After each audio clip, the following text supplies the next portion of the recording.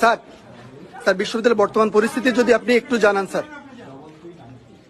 এই বিশ্ববিদ্যালয় আমাদের বিশ্ববিদ্যালয় না, এই জাহাঙ্গীরনগর আমাদের জাহাঙ্গীরনগর হাজার হাজার ছেলে মেয়ের উপর যে হামলা হয়েছে, পুরো ক্যাম্পাস ভিসির সাথে যোগাযোগ করা যাচ্ছে না, কোনো হল প্রবোস্ট কোনো কোথাও নেই। পুরো পুলিশরা শিক্ষার্থীদের সাথে ব্যবহার করছে সেটা মানুষের পর্যায়ে 71 সালে এই ব্যবহার হয়েছে আমরা জানি না। আমরা অসুস্থ শিক্ষার্থীদেরকে রেস্কিউ করতে পারছি না, রেস্কিউ করতে অ্যাম্বুলেন্সে আমরা মুভ করতে পারছি না, পুলিশ অ্যাম্বুলেন্সে হামলা করছে। এটা হতে পারে না। আমি সারা দেশের মানুষকে আহ্বান জানাবো, আপনারা দেখুন জাহাঙ্গীরনগর বিশ্ববিদ্যালয়ে কি হচ্ছে, আমাদের ছেলেমেয়েদের উপরে কি নারকীয় ভাবে আমাদের ছেলেমেয়েদের উপর হামলা হচ্ছে। আমাদের কিছু বলার নাই, আমরা সহ্য করতে পারছি না, নিতে পারছি না। আমরা কিন্তু এখানে দাঁড়িয়ে আছি আর আমরা নিতে পারছি না।